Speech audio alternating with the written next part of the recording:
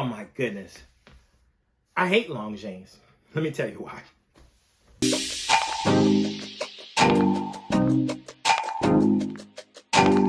YouTube, it's your host, Kurt Brown. This is The Watch Factor, and you are in the news. What can I say? When I think about what Longines produces and the type of watches they pull out, they are, in my opinion, a disruptor to the market. In today's episode, we're going to talk about the latest release, the Longines Conquest Automatic, a watch that is probably going to end up on a lot of people's Christmas list this year, and I am glad that they did it. But let me also talk about some concerns that I have with the brand. Now, it's no surprise, Longines has been around so long. The number of models, the ability to dig back into their archives is just phenomenal. And that's what they continue to do. I think they are the trailblazer of watch brands that are able to go into the archives, find inspiration, look at the current layout, pull from what's already existing, apply similar resources at an affordable price point, and then bam, year after year, you are being released. You are receiving a new release from the brand.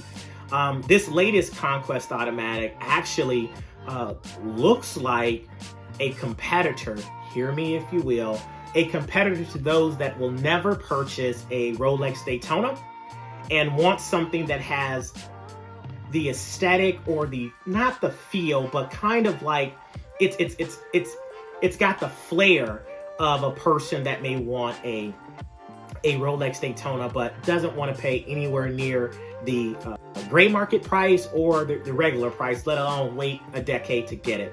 And that's what they did. Now, the Conquest has been around for a while. I remember 10 years ago monitoring a Conquest Chronograph, and it was a sport edition where it had a tachymeter bezel. It was a 3, 6, and 9 sub-register dial, but it was an extremely large case. I want to say almost like 44 millimeters. So it's been a while since we've seen the Conquest Chronograph be reintroduced, and they knocked it out the park. There is a total of 3 different variations or dial variations that are coming out in this line that you can actually select from. There is a blue dial, blue sub-register, blue tachymeter, outer bezel. Then there's kind of the Panda and then the reverse Panda. So you've got kind of like the silver dial with black sub-registers, and then you've got the black dial with silver registers.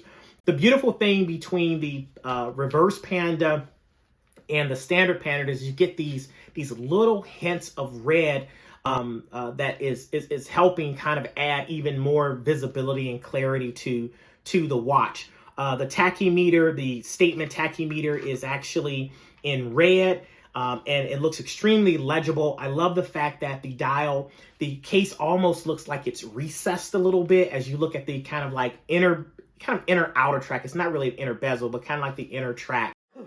Oh crap, I stand corrected. There's actual 4 variations. There is a black and gold tone version. I'm gonna say the Pandas are still doing it for me. Looking here at some of the shots that they've put out there, just a very clean looking watch. This is a time only watch, which is why there is a little bit more of a reference to the Daytona than some of the other chronographs that we've seen in the past. The case back is an exhibition case back, so you get to see the actual movement. 42 millimeters. Here's something that's interesting to me about Longines, and this might be me because I'm an old fart. I've been collecting watches for over 15 years. I was around back in the day when eBay wasn't charging taxes. Chrono 24 was still considered like risky to mess around with, and I was able to grab things at a fraction of the price. $3,600 for either one of these models on bracelet feels like a lot. And let me tell you why. It's almost like Longines kind of shoots themselves in the foot a little bit. They produce amazing watches, hands down, no questions asked. But they produce them at such a frequency that it's almost like it'd be easier to just wait 6 months to a year. There's going to be something else that's going to come out. there's so many models in their lineup. They almost, hear me out, they almost feel like they deal with the same challenges as like a Frederic Constant, where some models are so unique. Some models are so close to each other that they don't create their own identity. And so to pay retail seems crazy. Now, again, if you're one of those folks that's like, I like box and papers, I want brand new, no one to touch it, I want to have it come directly from the manufacturer, then yes, $3,600. It's under $4,000. Not bad, but in my mind, 6 to 8 months from now, this watch drops down 20% at minimum, if not more. I think this watch is probably going to start showing up on, you know, your Joma shops and some of your other places, probably sometime in April at around the $2,500 to $2,700 price point. It's just something that I believe that they produce so many models without allowing time to breathe. Think about it. If I was to ask you what's the latest Longines that's came out, you're probably going to tell me the Zulu watch, which came out, I think, last year, that had rave reviews. But again, we're already on to the next one. And so I feel like sometimes they run the risk of kind of like flooding the market with some of their pieces a little too fast. Just my personal opinion.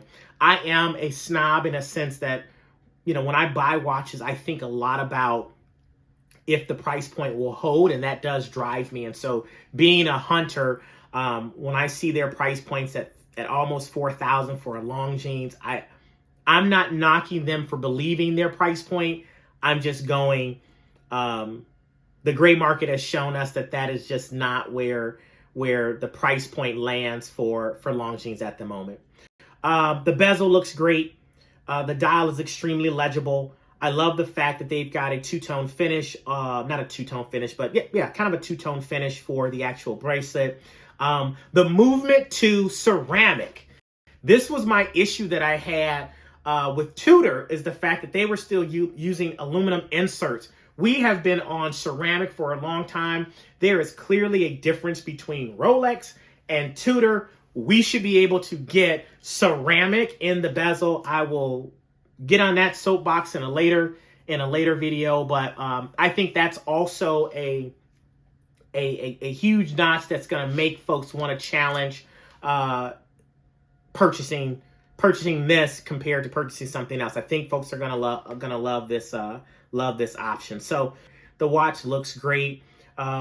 Thickness of the watch, that was something that was a big issue in the past with buying some of Longines pieces. Thickness is still up there, 14.3 millimeters. That's kind of hefty. Not as hefty as I've seen them. I've seen them at 15 and 16 with some of their quote unquote limited edition re-editions. But I do think 42 mils, 22 millimeter lug, if you did want to swap out the bracelet for some crazy straps, all around, this is a great piece.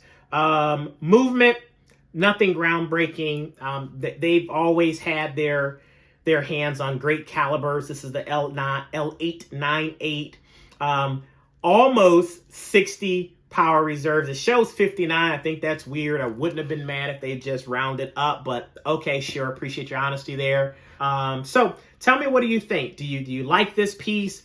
Is this something that you agree with? Do you feel like there's an issue with the price position that Longines is taking, or would you go ahead and go for it? I know we talk a lot about on this channel and in chat groups and things about buying what you like. It's not about the price, but I'm not that type of collector. Would you pay basically with tax $4,000 for a Longines watch, non-limited edition, mass produced, from a great reputable brand? Let me know your thoughts in the comments. If you haven't, please subscribe to the channel. I'd love to hear your feedback. Love to kind of learn a little bit about you and what you're into. And I will catch you guys in the next one. Take care.